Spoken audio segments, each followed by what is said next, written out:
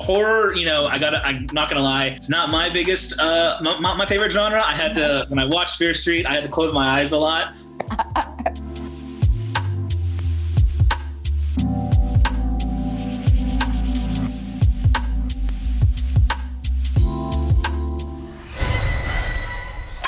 Are you okay?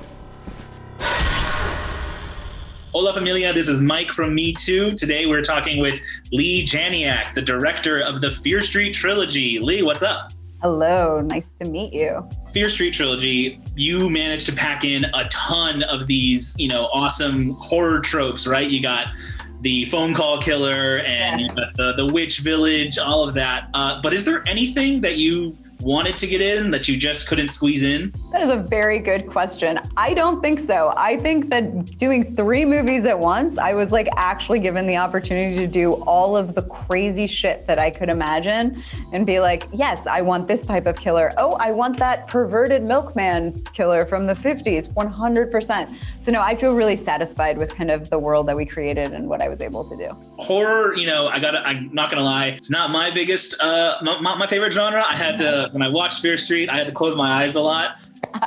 Great.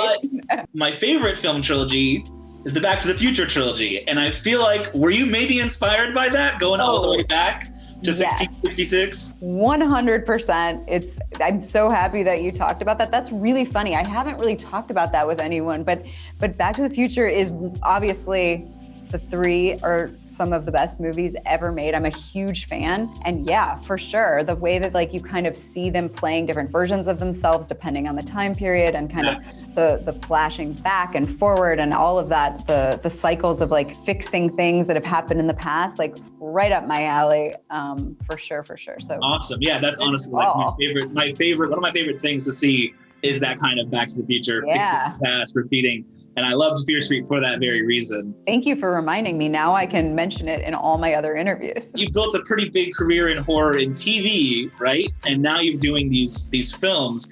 I'm curious, from a director's point of view, do you think the genre lands stronger in one or the other, TV versus film, or just different? I think that kind of it depends on what platform it's ending up kind of flourishing. So I think that there was amazing things about being able to work on Scream or work on Outcast within, and television, but to do kind of traditional slasher stuff, which is very R-rated and does require that people are looking through their fingers, I think that was challenging up until very recently with the streamers being able to kind of embrace that there was a way to bring this kind of more cinematic experience that is pushing the boundaries to audiences. So I think that it doesn't really matter as much anymore, but I don't know. It's interesting you brought up that kind of rated R, because I know you read the Fear Street books, and they are a little more, I'd say, PG-13. So did you kind of want this to be R so that it could be for the kids that grew up and are now adults that grew up reading the books? Is that what you were implying? Yeah, I think there was a couple things. One was that, I did read it when I was a teenager, and my kind of memories of the books were subversive and were kind of edgy and maybe more intense in my memory than they actually were when I was reading them. I reread The Wrong Number recently, and I was like, oh, this is kind of crazy. The stuff that happens in it, let's be clear, is definitely PG-13 for sure, but not as kind of bloody or gory or kind of pushing the envelope with other areas as much.